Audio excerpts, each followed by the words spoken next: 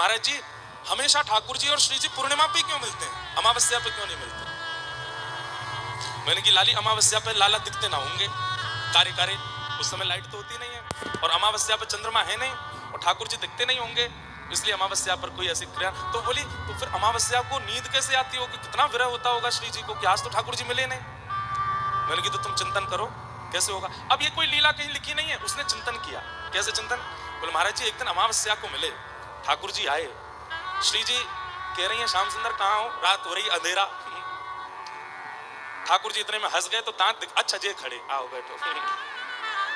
फिर किशोरी जी के मन में क्षोभ है, ठाकुर जी को बड़ी बड़ी शर्म भी आ रही है, क्यों मैं इतना कारो काई कि अमावस्या पे दुखू ही ना हूं। तो किशोरी जी को एक प्रेम में स्वभाव होता है ना कि जब प्रेमी को संकोच होता है तो दूसरा प्रेमी उसको सहज करता है कि तुम संकोच मत करो, इतना कोई बड़ी बात थोड़ी है।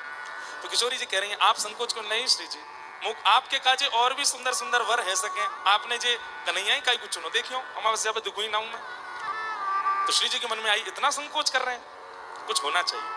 तो श्री जी तो विचार करती हैं, तुरंत सब कुछ प्रकट हो जाता है। इतने में असंख्य जुगनू उड़ते हुए आ गए। जुगनुओं में डिम डिम डिम डिम एक प्रकाश होता है, और सब जुगनुओं का झुंड आकर के श्री जी के सामने बैठ गया। श्री जी ने इतने में विचार किया, आओ श्याम सुंदर आपको श्रृंगार करूं, और दिन तो तिलक से, चंदन से, मोतिन से, आभूषण से श्रृंगार, आज आओ।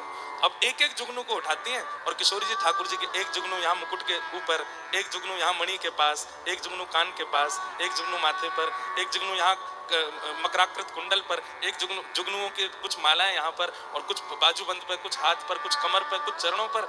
जैसे ही जुगनून ते श्रृंगार कियो, ठाकुर जी मंदम मंदम श्याम सुंदर ऐसे मधुर लग रहे हैं, पीली पीली डिम डिम वो जुगनुओं की प्रकाश से इतने आनंदित हो रहे हैं। किशोरी जी इस रूप को देख करके बलैया ले रही हैं। तभी चंद्रमा ने विचार किया, अरे अमावस्या तू कितनी निर्दयी है, तू ठाकुर जी के और श्री जी के सुख के लिए प्रकट ना आ सके, तू पूर्णिमा को ना ला सके। तभी चिंतन देखिए, अमावस्या तो नहीं बदल सकती।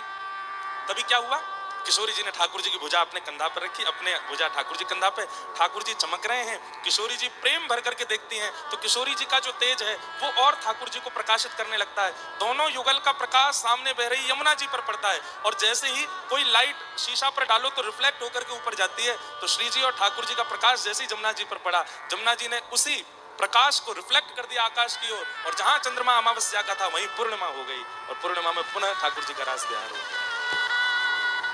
हम करते हैं ऐसे चिंतन।